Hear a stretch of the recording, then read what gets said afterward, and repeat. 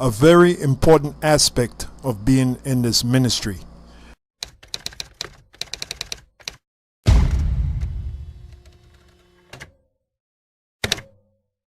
Shalom and welcome to another edition of Great Millstone Mailbag, here to feed the elect through the spirit and power of 𝤁𤄏𝐿, which is ancient Hebrew for the proper names of the Heavenly Father and His only begotten Son.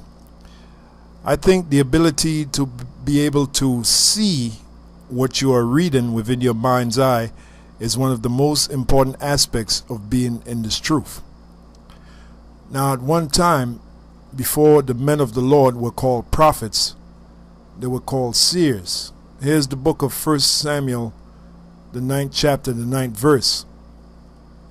It says, "Before time in Israel, when a man went to inquire of the Heavenly Father, thus he spake, Come and let us go to the seer, for he that is now called a prophet was before time called a seer."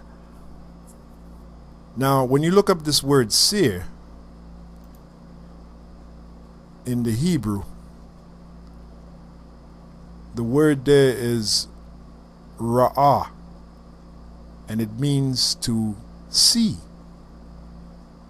And that's literal, because back in the past, the prophets, they actually received visions and wrote down what they actually saw. Case in point, you got John the Revelator.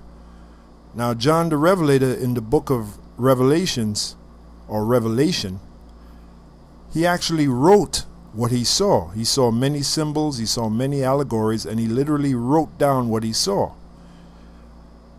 Now, case in point, when we read about Babylon the Great, number one, we know that ancient Babylon was destroyed in 538 BC by the Medo-Persian Empire.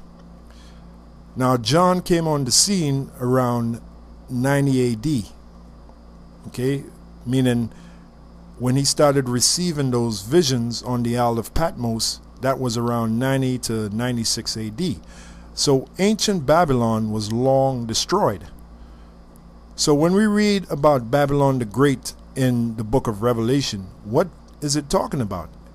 Well, those of us that have been blessed with the inner vision, those of us that have been blessed with the power of the seer, which the prophets were called, we can literally see that Babylon the Great is talking about America. We can visualize it, especially when we read the context of what is written concerning Babylon the Great in the book of Revelation. Because we've been given that ability to see, to visualize what we have read or what we are reading. And that's a great gift indeed. And like we have just found out, that the prophets were literally called seers. There was a time in Israel when the prophets were called seers before they were called prophet. And when you look up that word prophet, it means to say before. Now, if you can see something in your mind's eye, then indeed you can say what's going to happen before it happens, because you see it, you literally see it within your mind's eye. And I think that's a very important gift in being in this thing of ours, in being in this ministry. The ability to read and then see in our mind's eye what we're reading.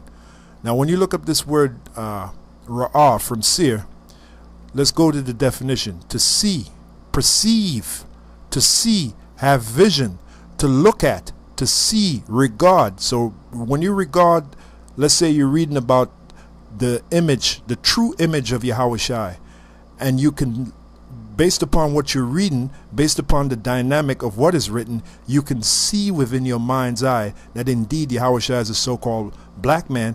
Then indeed you have regarded what has been written, and that was based upon the actual vision that the Apostle John on the island of Patmos got of 𝤁𝐻𝐿 when he wrote down the actual characteristic of what he saw concerning the man 𝤁𝐻𝐿, right down to the literal distinction or the literal description of what he saw.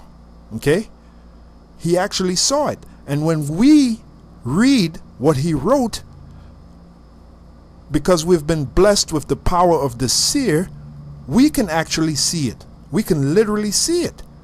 We literally have the right kind of inner vision concerning what we're reading. And that's a blessing. Okay?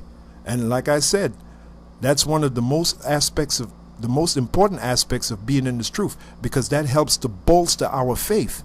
If you can see it, you can be it. That's an old saying. If you can see it, then you can be it.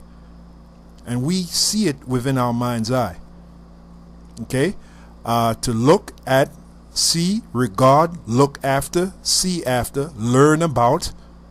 This is all part of seeing. When you learn something, when you capture something within your mind, the reason why you capture it within your mind is because you saw it.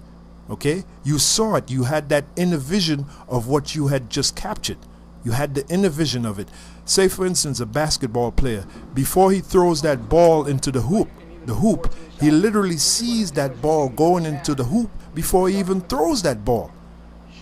If you watch a basketball player, they look at that hoop, they look at that hoop earnestly, because their intention is to put that ball in that hoop. So they see it within their mind's eye before they even do it. And that's the same for any aspect of life. Even a carpenter, before he builds a house, he literally sees the house in his mind before he builds it. Okay? So it's the same thing with us in these scriptures, learning these scriptures, reading these scriptures. It's very important to be able to see what you are reading and get the understanding from it, to literally see it within your mind's eye. And if you can't do that, then indeed you're not really in this truth. You're not really in this ministry, and the power of 𝤁𝐷𝐷𝐷𝐷 is not working with you. Part of the power of 𝤁𝐷𝐷𝐷𝐷 concerning revealing these scriptures to you is giving you the ability to be able to see it within your mind, to have that inner vision. And it's all part of the dynamic of being in this ministry, being in this truth. To look at, see, regard, look after, see after, learn about, observe, watch, look upon, look out, find out, to see, observe, consider, look at, give attention to, discern, distinguish, to look at, gaze at. So as you can see, it's very important to be able to see within your mind's eye what you're reading. Now in the book of Proverbs 29:18 it says, where there is no vision, the people perish, but he that keepeth the law, happy is he. So vision is very important to us in this ministry. Vision is everything to us in this ministry. And I'm not talking about naked physical vision with the naked eyes. I'm talking about spiritual vision with the inner eye, the inner mind's eye, inner vision. That is very important to be in this truth. Now there's even those that can't really understand the scriptures. They have received a false vision. Even vision is important to them. Okay? But they received the false kind of vision. If you go in the book of Isaiah 28:7, it says this, but they also have erred through wine, and through strong drink are out of the way. Now us using our inner vision, we can see that that's not talking about literal strong drink or wine, but that's a metaphor for false philosophies. How are we able to discern that? Because we can see what that's really talking about within our mind's eye. We've been given that gift. Reading on, it says, the priest and the prophet have erred through strong drink. They are swallowed up of wine. They are out of the way through strong drink. They err in vision. They stumble in judgment. So even they, the false prophets, the ones who can't really break down these scriptures, and there are many of them, even they have received the vision, but they've received the false vision. But us that are in this truth, that are in this knowledge, we've received the right kind of vision. They err in vision, they stumble in judgment. Why? Because they received the wrong kind of vision.